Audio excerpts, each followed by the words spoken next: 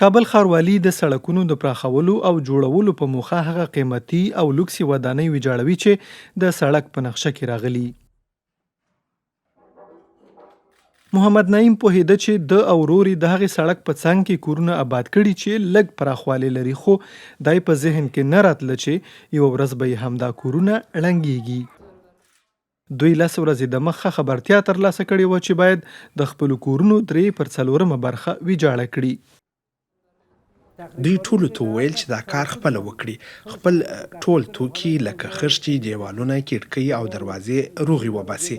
که چیرې حکومت خپله دا کار وکړي نو هر څه به ویجاړ کړي او له ځانه سره به یې یوسي. تیرو څه باندې 2 لسیزو کې د جمهوریت حکومت پر مهال پر پلازمینې کابل چټک خو نامنظم ښاري پرمختیایي پلان پلی شوی چې د ټرافیکي ستونزو سربیره یې ګڼ نور زیانونه هم لرل، سره له دې چې اوسني واکمن او یو شمېر خلک د اوږدې مودې د اړتیا په توګه د سړکونو پراخوالی او جوړول ستایي، خو دا چاره یو شمېر کسانو ته په زیان هم تمامیږي. محمد نعیم او کورنۍ اوس د ژمي پر رسیدو سره په دې نیم اړنګ شوي کور کې له اوسېدو پرته بله چاره نه لري. زه نورې پیسې نه لرم او اوس پوروړی یم. تر اوسه مې هیڅ پرېکړه نه ده کړې، خو فکر کوم همدلته باید پاته سم ځکه پیسې نه لرم. زه اوس هغو پیسو ته په تمه یم چې دوی یې د ویجاړۍ په بدل کې ورکوي څو پورونه په خلاص کړم. زه له خپلو بچیانو سره دلته نسم اوسېدای، بل چیرې هم نسو تللی، هیڅ نه دي پاته سوي. د ړنګېدونکو کورونو په نقشه کې د ځینو بېوزله کونډو میرمنو هم دي چې بیا جوړول به یې ورته ګرانه خبره وي.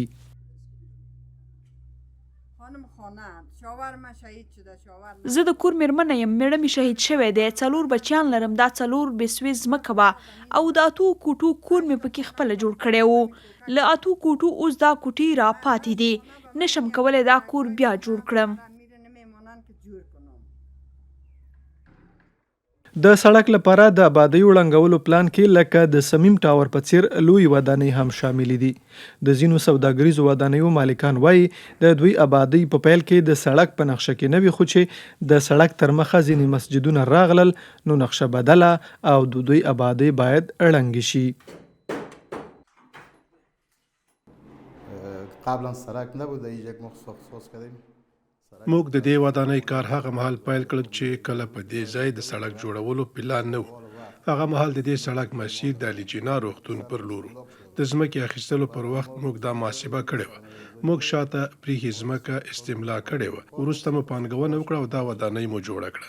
خو دا چې د سړک په مسیر کې 2 مسجدونه راغلل نو دې سره د سړک مسیر هم بدل شو او پر موږ یې اغیز وکړ او اوس زموږ ودانۍ د سړک په نقشه کې ده.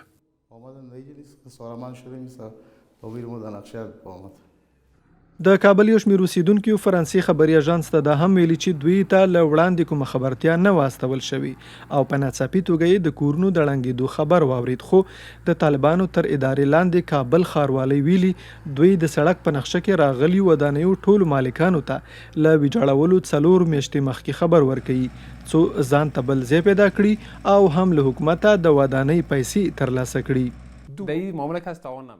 تاسو پوهیږئ چې په دې معامله کې هیڅوک تاوان نه کوي. موږ چې اوس د ځمکې کوم قیمت ورکوو د ځمکې له اوسنیو قیمتونو لوړ دی، ځکه زموږ منظور شوې لایحه هماغه د جمهوریت د وخت ده او هغه وخت ځمکې قیمته وي او چاته چې ځمکه هم پاتې کیږي ارزښت یې 10 برابره ته هم رسیږي.